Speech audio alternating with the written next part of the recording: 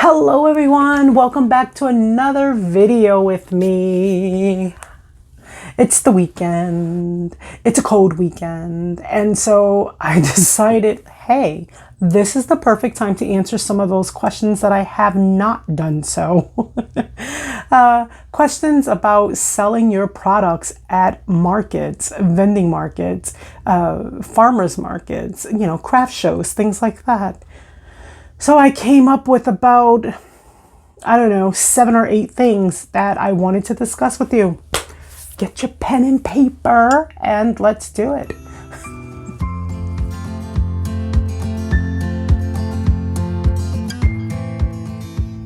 Okay, everyone. It's a really cold weekend here in Central Florida. I'm not out at my vending markets the way I'm normally out. And it's because of the weather. People are just not out shopping. And well, if they don't need to, because, we don't like the cold. But it made me want to sit down and, offer some pointers, because I haven't answered certain questions through messages and Instagram, but I will now. What type of product are you selling?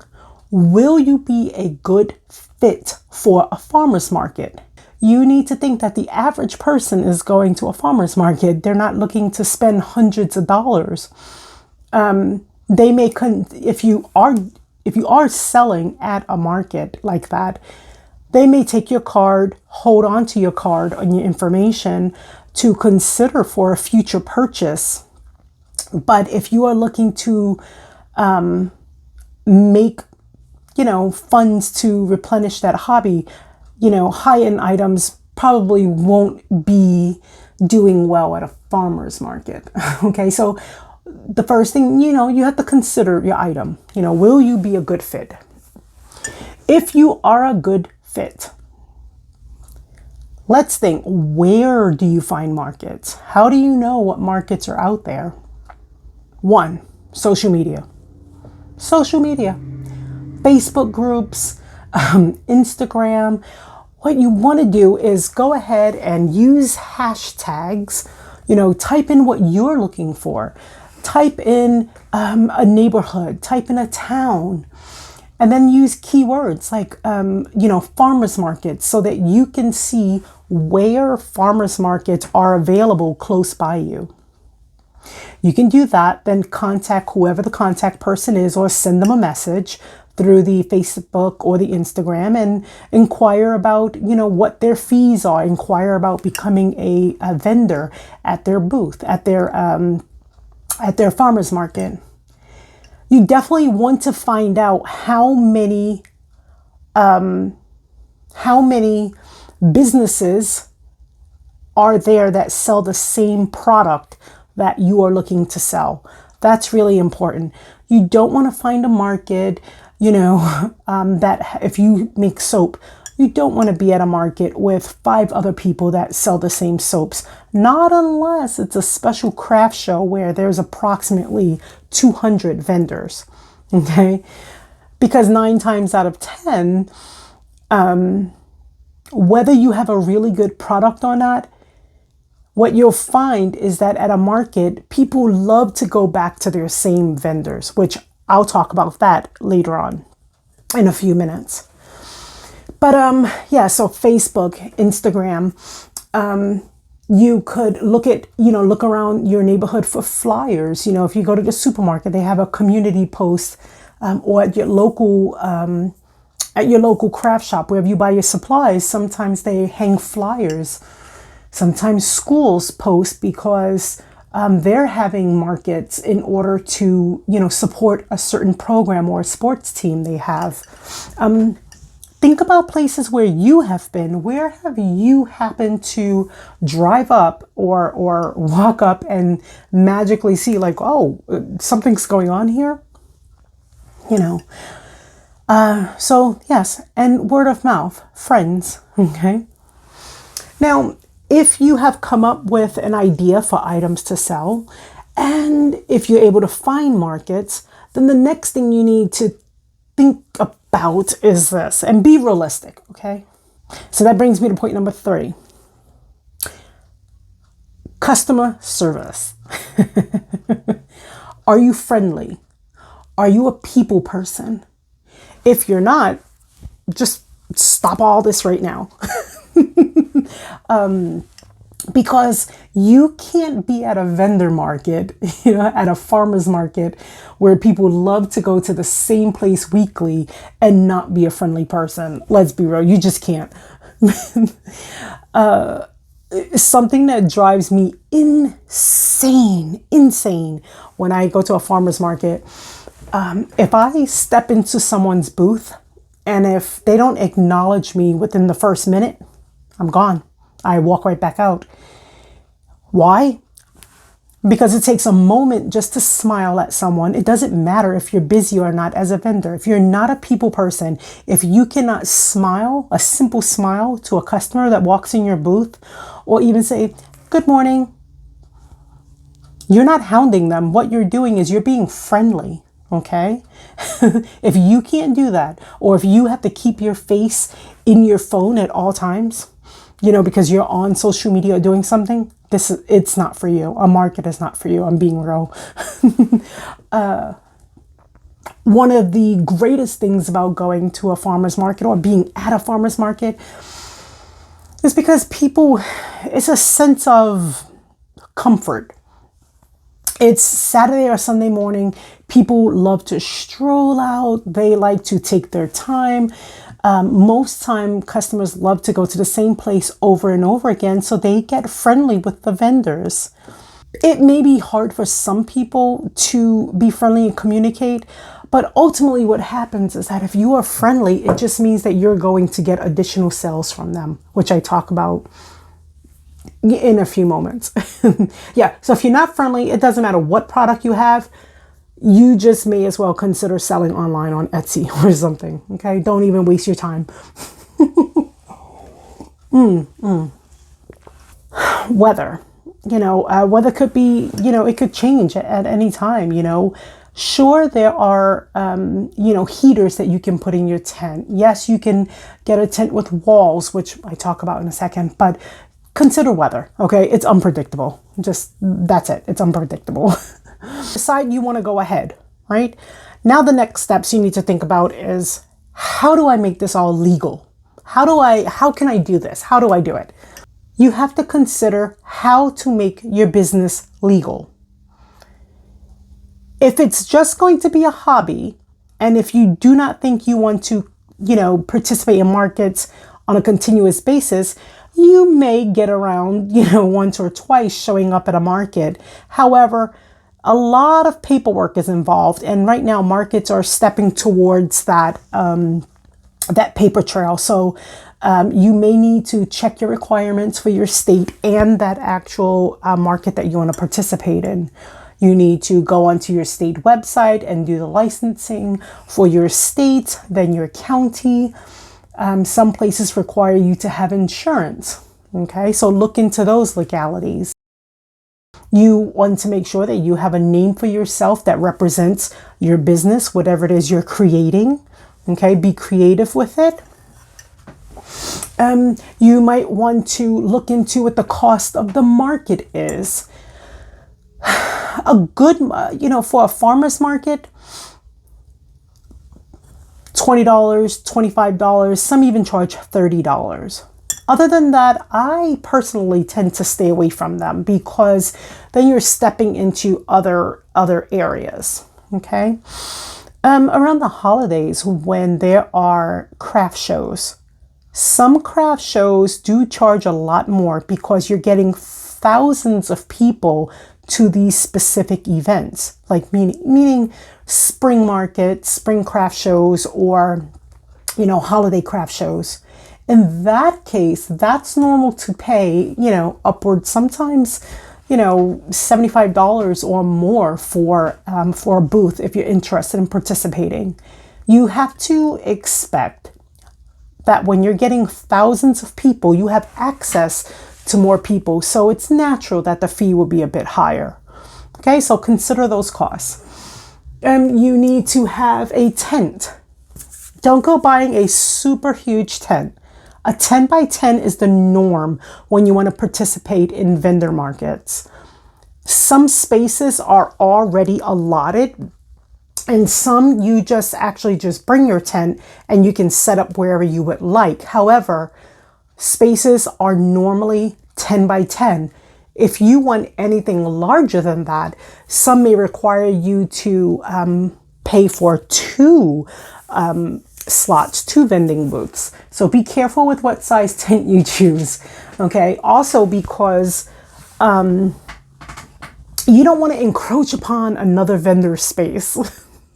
There will be room between you and another vendor, but some places that are more lenient,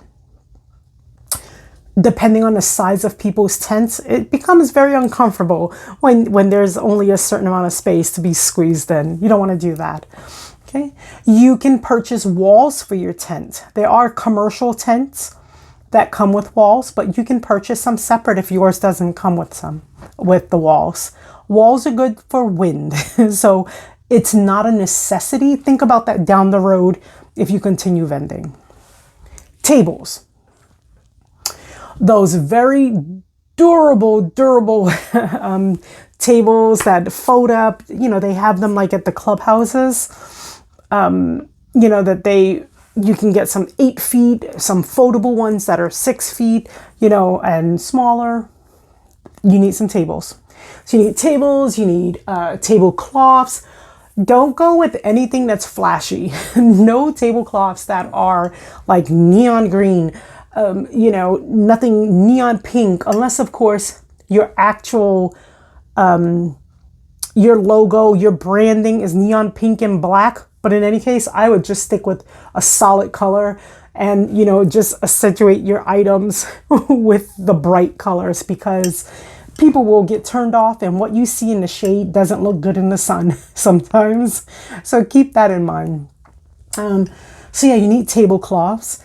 You don't want to be, at a market without tablecloths, because let's be real. You're not at a flea market. Flea markets, people expect things just to be tossed in corners, tossed on tables, laid out, and it's sort of like fin for all. That's not what you're trying to do at a vendor market, at a farmer's market. You're trying to present your item, almost like when people are presenting food, right? You want to present your item to your potential customer, okay? And for some people it's a turn off just to have things, thrown in. The other reason you want to think about your presentation is think about your neighbor, the vendor that's next to you. Okay. If their tent is set up nicely to attract customers, you don't want the customers to walk by your booth and then walk by theirs as well. Okay. It will happen. I've seen it happen myself. Okay. So think about your setup. Promotional items. You will need to think about business cards. You need to think about signs. You need to think about having some sort of frames on your table for you to be recognized, for your brand. Now, you don't have to have the big signs. I happen to have a sign, but I've been vending for many years. Okay. My business card matches my sign. My colors are, unique to my sign. I have a logo, I have branding that works for me that I've had for years. And people come to know that when they look at my tags, on items. But if you're just starting out, don't go crazy ordering business cards right away. It's as simple as you go into your computer on an 8.5 by 11 sheet, putting a logo or, the name of your company and your social media information, get some, create a QR code for that. So if people want to scan it right away, they can. Something just to show who you are, that they can recognize. Try to use the same logo that you use on social media, such as your Instagram or your Facebook, because people will know, oh, that's so-and-so. Okay. So you don't need business cards right away. You can put your information. You can even create a little flyer handout, little small flyer. You can make them into like 3.5 by 5 sheets that you can cut on it from 8.5 by 11 and put them as inserts in your bags for customers. Okay, so don't go crazy like, I need I need this, I need that. You have plenty of ways that you can get creative with what you need without spending a lot of money right away. Okay. You need some bins. You always want to, well, not always, but try to put your items into bins, tote bins. One, storage. I mean, it makes amazing storage. The tote bins, they will keep your items dry. They will keep your items nicely pressed. They will keep them safe from breaking, from banging into each other. If you have candles, you want to ensure that, if you have some with jars, they won't break. They won't break. It's easy to travel, easy for you to transport when you're going back and forth from place to place. So bins. You'll need to think of a method of payment for you to collect money, as a part of your sales. So Square is free to get a Square reader, but you do have to pay percentages on that, for using the Square. And obviously Square does keep a tally of all of your sales and taxes because you'll need to pay taxes on that. But you want to have cash on you. You may consider purchasing, like from a local Walmart or someplace or whatever's by you. They have cash drawers. You can just buy a cheap one. Spend $20 on a till, the cash till, or you can have a vendor apron. Just don't be digging into your pockets trying to get cash for your customers. You can have a little zipper pouch that you can, store money in and keep it close to you. Just to look a little bit more professional than digging into your pockets. So you'll need to figure out about collecting money. One of the other things you can do also is you can create a QR code for, let's say PayPal or whatever method you use, Venmo, etc. Create a QR code. When you print that up in a nice frame on your table to have, people can also take advantage of that and check out that way. So method of payment. This is going to be important. Competition is real. Let's face it. Your goal when you go out there is to make a few dollars, right? Make some money. If you are going to a location where there are tons of the same vendors selling the same products, I'm not sure how well you'll do. However, you can increase your chances of making sales if you think about several things. So when we talk about inventory, are you only selling candles? Are you only selling t-shirts? Well, the reason I say that is because if you sold candles and beeswax melts, right? Candle warmer melts. I mean, not candle warmer melts, but scent warmer melts. Those two items go together, right? So you could even sell the pellets while people are at your booth so that they can create their own candles. You've still stayed within candles, but what you may have done differently by having the jars at your location and the scent pellets and the wicks is that you have bought something different to your booth that other candle makers probably didn't. Sure, you want to have some ready-made for those people that just want to purchase and go, but being able to offer something where they can physically hands-on participate in and know they had a choice to do something, that's good. That's good. That might set you apart from those other 5 vendors that are there selling the same things, right? Okay. The other thing is if you're selling seasonal items, how can you increase your sales? If you're selling wreaths, let's just say Christmas. Christmas just passed, right? Christmas is a popular time. People think about that. People think about selling wreaths. But what about Valentine's Day wreaths? What about, because people don't need to decorate like crazy for Valentine's Day, but what about if they wanted something simple, right? A Valentine's Day wreath. Or what comes up in March? Well, Easter comes up, right? St. Patty's Day. What about having one or two other options for, for those other seasonal holidays, right? You don't need to have a lot of them, but offer it as an option. So when someone comes to your booth to purchase the one for the holiday is coming, they could see another. Think about what's really popular in your area. What can you offer in their colors, right? Or if you live by the ocean, if you're selling to people who love the beach, what about sandy shells? What about things that look like the ocean? Okay, sea turtles, things like that. Think about what you could sell to them in that same particular, in that same design, or in that same fabric, or in that same scent, right? You always want someone to leave your booth with more than one item. Okay, that's the goal. Get them to spend money, which brings me to say, if you have items that are different price points, meaning you can't expect every single person to walk into your booth and purchase something if your items are $60 or $70. It's not going to happen. Okay, so what you can do is have different items in your booth that range from $2 to $80. You can have those expensive items there, but what you want to do is be able to reach all of your audiences.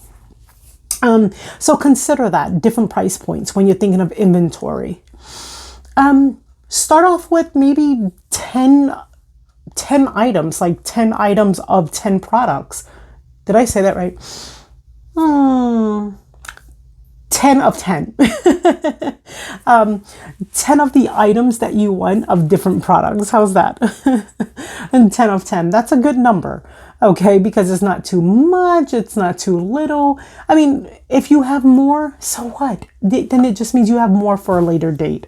Okay, but the minimum I would say is to have 10 of whatever it is you're looking to sell in that one particular item. Displays. You want to make sure that you display items at all different heights, meaning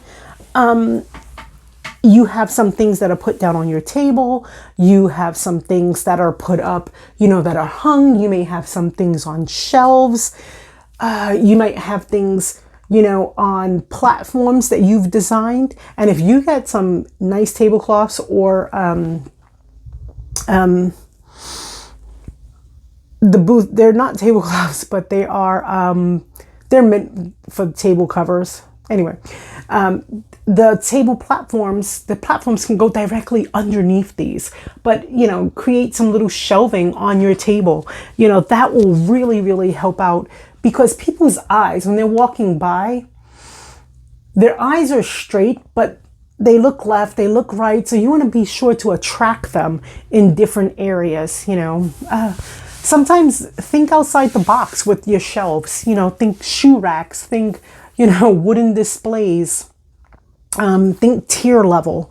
That's what you want to do. So you want to have, your items at all different heights, not just spread flat across the table. Nope, because then your table is way too crowded. Okay, think about baskets to hold things. Baskets can also help speed up your time with setup. I'm telling you that. Try to have things in inventory that you see are important in that area. If a lot of people are bringing their dogs, what do you have that dogs, to cater to their dogs? Don't forget, furry friends are people's family as well. And people bring their pets to the farmer's market. Okay, if you're selling candles, yeah, I don't know about that. But if you are baking goods, bake some dog cookies. You'd be amazed. Some dog snacks, healthy dog snacks. You can think about dog collars, dog bows. water bottles for dogs, leashes, those sorts of things. Okay, you can always upsell. So think about in your inventory how you can increase your sales. Let's see. Put price tags on your items. Price tags. And if you don't put price tags on them, if you don't have, you can go to the Dollar Tree and buy the little inventory tags. They have them. Get you some tags so you can price your items.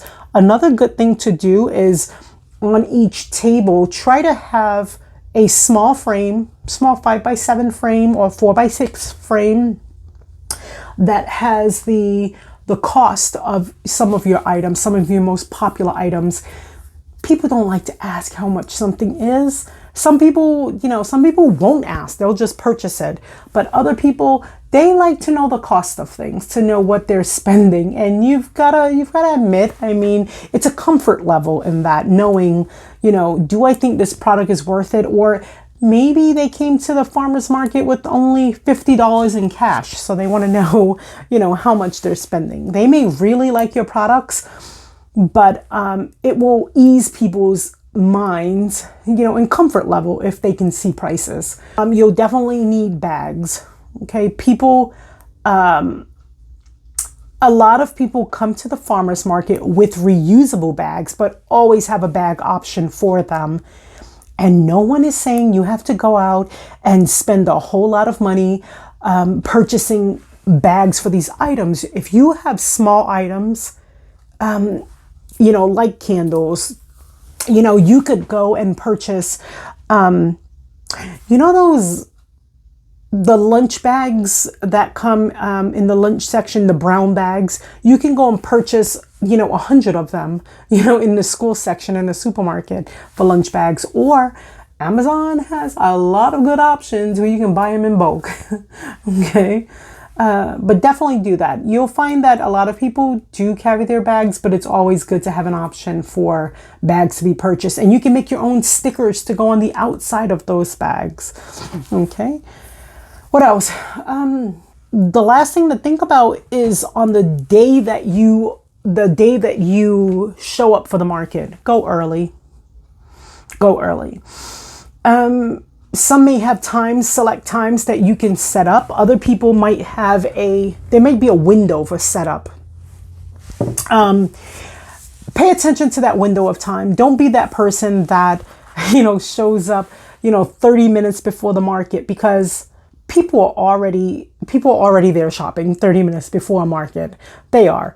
There are people that shop early. Vendors shop early, which is why you want to be friendly, because vendors support each other. We believe in helping other small businesses, and vendors that get there early, they set up their booth and they wander and they go and talk to other vendors and they want to check out your product and see what you have. So, which is also why when I talked about being a good fit, if you're not a people person, yeah, I just don't know if markets will be for you. But show up early, set up your booth. If you can, try to set up your booth before the day of your event if you're new to vending. Okay, you want to have an idea of how you're going to set things up. Stand back and look at it. Ask someone else to look at it as well. What caught their eye? What didn't catch their eye? Okay, just so it will help you with setup a whole lot quicker. If you set up your bins according to what is on each table, it helps your setup go a lot faster. You may have one bin that's strictly for your baskets or for your bins. That's fine. But, all of your merchandise should be put in bins. Set up your payment early, whatever payment you're going to be accepting. You don't realize it, but even when you're still setting up, other vendors may come to purchase. You want to make sure that you have your square already set up or whatever it is that you're going to accept. So make sure you don't have your till still in your car, in your vehicle, which brings me to mention, sometimes if you're by yourself, I go to my vending shows by myself, my craft markets, but sometimes you might have to move your vehicle. So that's another reason why you want to get there early. Get there early, unload just your bins, unload your tent and things like that. Leave them there, go and park your car, and then come back to your spot. Okay? If you parked your vehicle and left your vehicle, imagine if every other vendor did that. You take up all the parking space and people will be double parked, and then they'd have to carry their items further to their spot that they're assigned or where they're, setting up at. It's not fun, and you don't want to annoy another vendor. Trust me, they'll be your friends later on. Pack wear some comfy clothes, comfy shoes. No one says you need to look gorgeous and decked out for your market, but you're not going like you're sitting home on your sofa either, like you're relaxing. You want to be presentable. You can put on a pair of sneakers, and still be comfortable, okay? But you're not sitting on your sofa. You're out presenting yourself, presenting your item and your brand. Keep that in mind, okay? Snacks. Pack you snacks. Sometimes you may end up at a market where you can't get away. Maybe the food vendors are further away. Maybe you're not next to a bread seller that also sells muffins or that sells cakes. Oh man, I have one market. Oh, gosh, I love it. I have one market. The coordinators walk around and see if you need anything. You give them money and they'll go.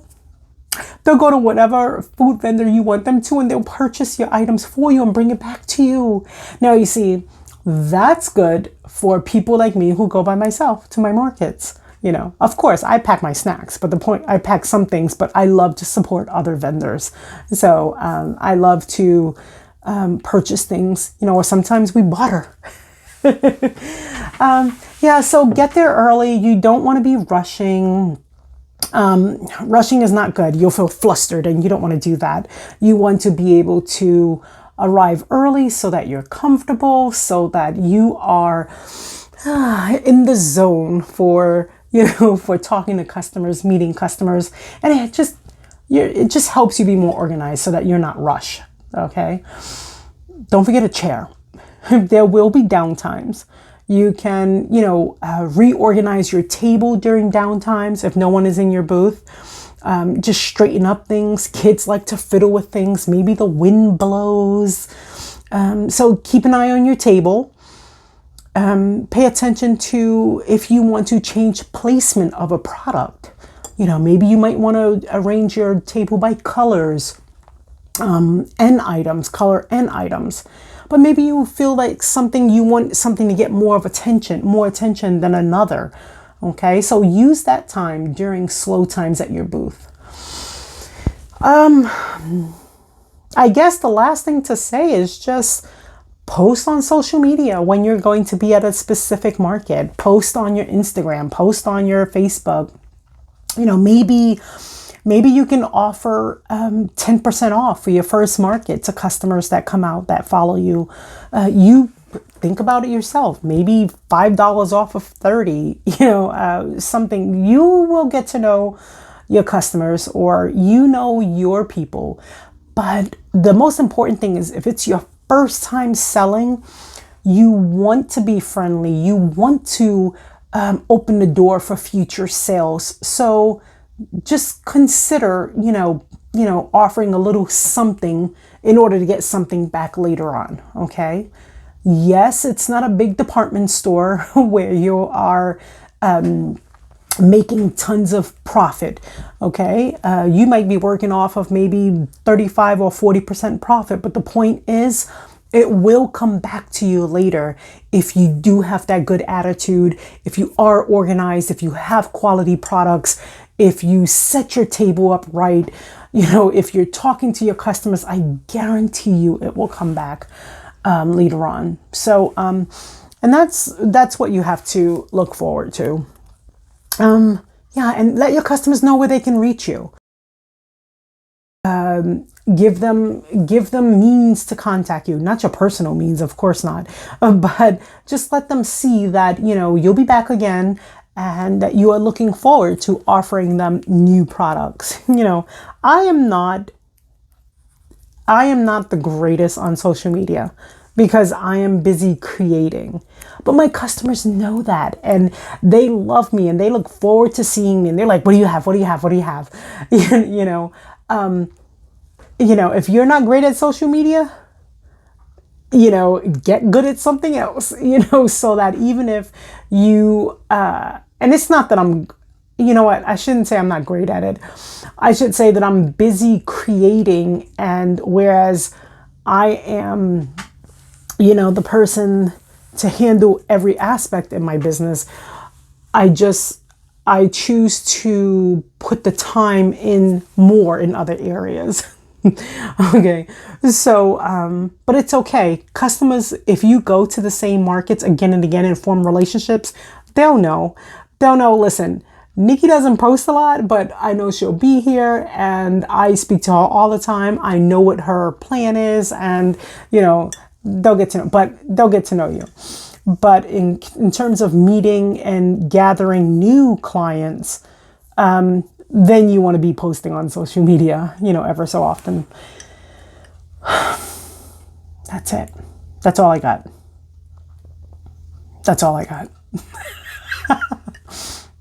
Oh, you know what? I will say one more thing. You got to think, will my customers need my product, or would they just want my product? I get soap from my favorite soap vendor, and she has a product that people need. People need soap, right?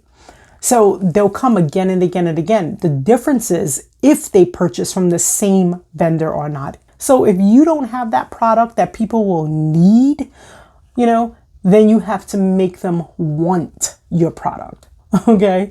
And you can do that not just by your product and creating things that they like, or get to know them and know what they like, but your customer service. And ultimately, that's what it boils down to. So, all right, that's all I got. Click the link below. I am going to attach a link for you all to get some free PDF sheets that will help you in your vendor business. Okay? Yes. So you can record your sales, know what's selling, know what you have in inventory. Just check the link below, because the PDFs will help you when you're thinking about, whether or not to sell your items or not. All right. All right. I will see you back for another video. Okay. Until then, be well.